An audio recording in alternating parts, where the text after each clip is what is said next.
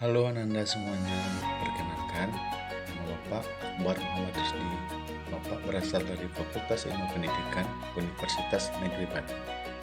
Hari ini kita akan belajar mengenai tema 8, lingkungan sahabat kita, subtema 1, manusia dan lingkungan, pembelajaran ketiga.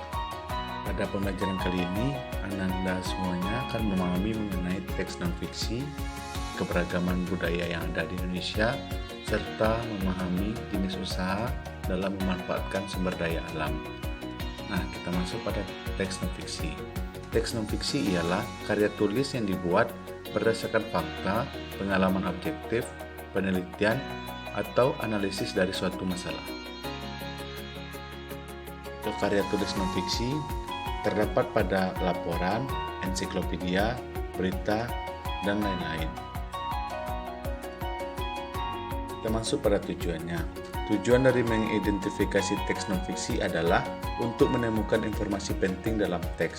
Informasi adalah sekumpulan fakta yang menggambarkan sebuah peristiwa atau kejadian tertentu. Salah satu contoh mengenai teks non-fiksi ialah bisa Anda semua lihat pada teks Istana Baso Pagaruyung.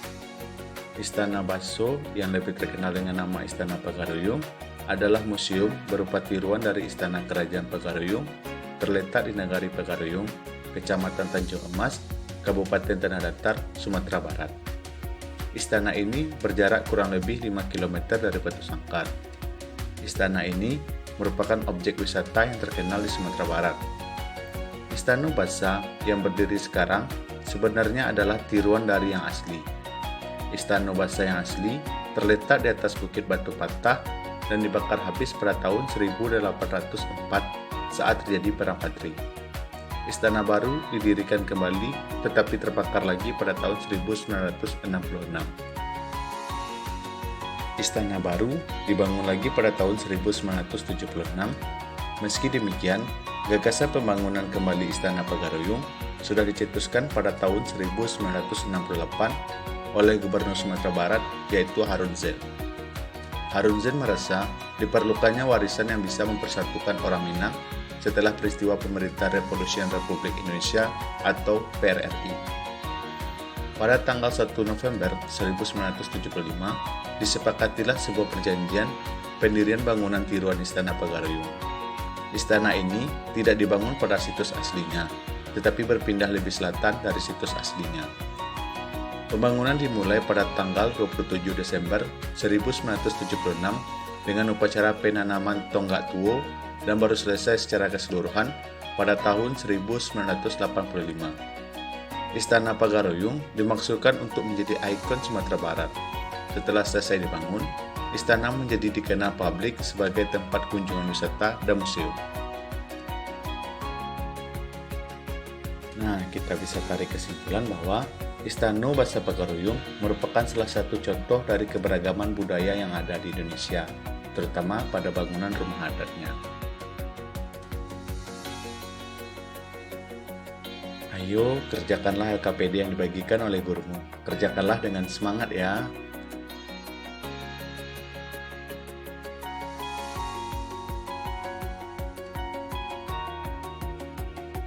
Dari kesimpulan tadi, bisa kita ketahui bahwa Istana Baso Pagaruyung merupakan salah satu keberagaman budaya yang ada di Indonesia. Keberagaman budaya adalah kekayaan bangsa Indonesia. Keberagaman budaya bisa diamati dari bentuk-bentuk kebudayaan khasnya seperti adat istiadat, rumah adat, kesenian daerah, dan lain-lain.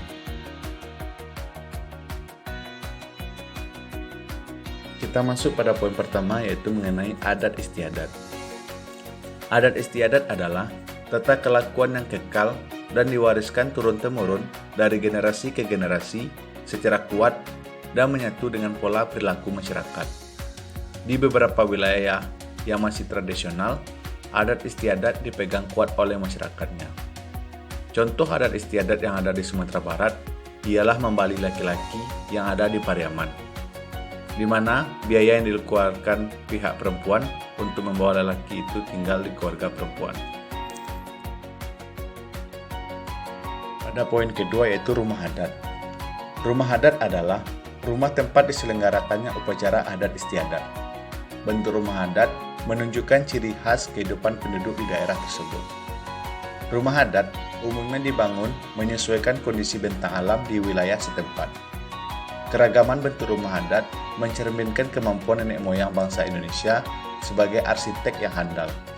Tidak hanya unik, bentuk rumah adat mengandung makna dan simbol tertentu. Semua itu disesuaikan secara terinci. Inilah beberapa contoh rumah adat yang ada di Indonesia, khususnya pada Pulau Sumatera.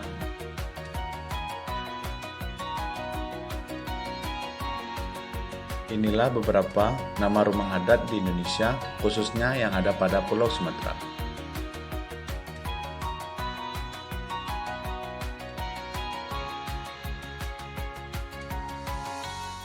Kita masuk pada poin ketiga mengenai kesenian daerah. Kesenian daerah di wilayah Indonesia sangat beragam. Setiap suku bangsa memiliki kesenian khasnya sendiri-sendiri, seperti yang pertama yaitu tarian daerah, yang biasa dipergunakan untuk menyambut tamu agung, menyambut panen. Yang kedua, lagu-lagu daerah yang dimainkan ketika ada pertunjukan yang digelar. Yang ketiga, pakaian daerah yang menjadi simbol untuk daerah tersebut. Ini ialah tarian daerah yang ada di Indonesia, khususnya pada Pulau Sumatera.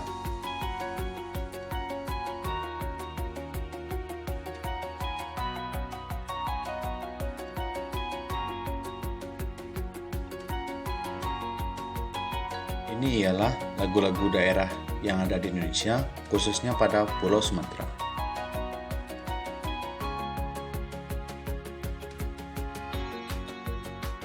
Ini ialah pakaian daerah di Indonesia, khususnya yang ada pada Pulau Sumatera.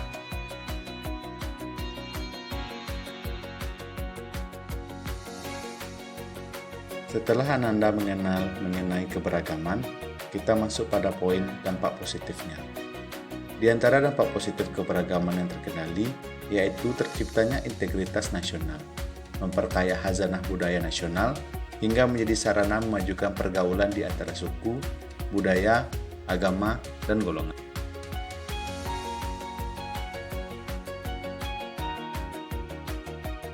Di antara dampak positif, tentu ada juga dampak negatifnya. Namun di balik semua itu, keberagaman masyarakat memiliki potensi timbulnya berbagai masalah dalam masyarakat. Salah satu karakteristik keberagaman adalah adanya perbedaan.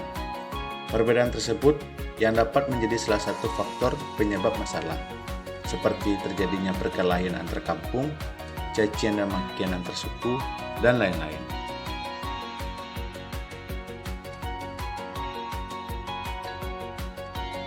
Nah, untuk mengatasi perbedaan, untuk mengatasi permasalahan yang ada di atas, maka dibutuhkanlah sikap toleransi. Ini bisa menjadi acuan untuk meningkatkan rasa semangat guna menjaga kekayaan budaya yang ada. Apalagi di tangan generasi muda lah keberagaman ini dapat terjaga dan terpelihara. Perilaku toleransi terhadap keragaman budaya adalah sikap atau perilaku yang menerima serta menghargai suatu perbedaan sosial budaya yang ada di daerahnya. Toleransi merupakan sikap yang harus dimiliki untuk menciptakan keamanan bagi sesama suku.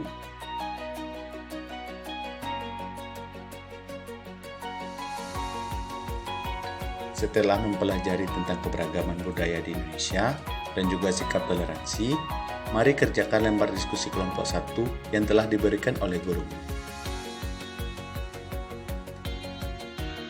Setelah Ananda mengenal mengenai keberagaman budaya, mari kita masuk juga pada jenis usaha dengan mengelola sumber daya alam. Untuk memenuhi kebutuhan hidup, masyarakat melakukan berbagai usaha. Berbagai kegiatan dan jenis usaha yang dilakukan menghasilkan barang dan jasa. Salah satu jenis usaha di masyarakat yaitu mengolah sumber daya alam dari lingkungan. Kita mengenal berbagai bentuk kegiatan manusia dalam mengolah sumber daya alam untuk mencukupi kebutuhan hidup. Jenis usaha bidang produksi yang bergerak dalam pengelolaan sumber daya alam seperti hewan dan tumbuhan disebut dengan usaha agraris. Jenis usaha yang termasuk bidang agraris antara lain yaitu persawahan, perkebunan, perhutanan, peternakan, dan juga perikanan. Untuk mengolah sumber daya alam yang pertama, yaitu dengan cara persawahan dan perkebunan. Umumnya, usaha persawahan dan perkebunan dilakukan di daerah pedesaan karena tanahnya yang masih luas. Namun, sekarang kita dapat melakukan usaha penanaman pada lahan sempit, misalnya dengan cara hidroponik, yaitu penanaman dengan media air, atau vertikultur, yaitu dengan cara bercocok tanam dengan menempatkan media tanam dengan wadah yang disusun secara vertikal.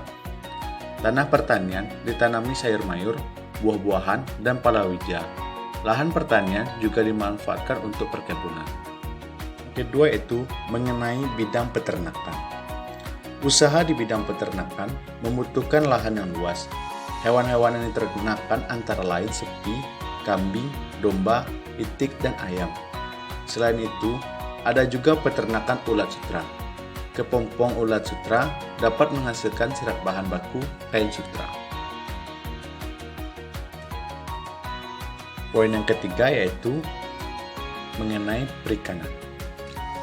Kegiatan agraris lainnya adalah perikanan. Usaha di bidang perikanan dapat dilakukan di daerah pantai atau waduk.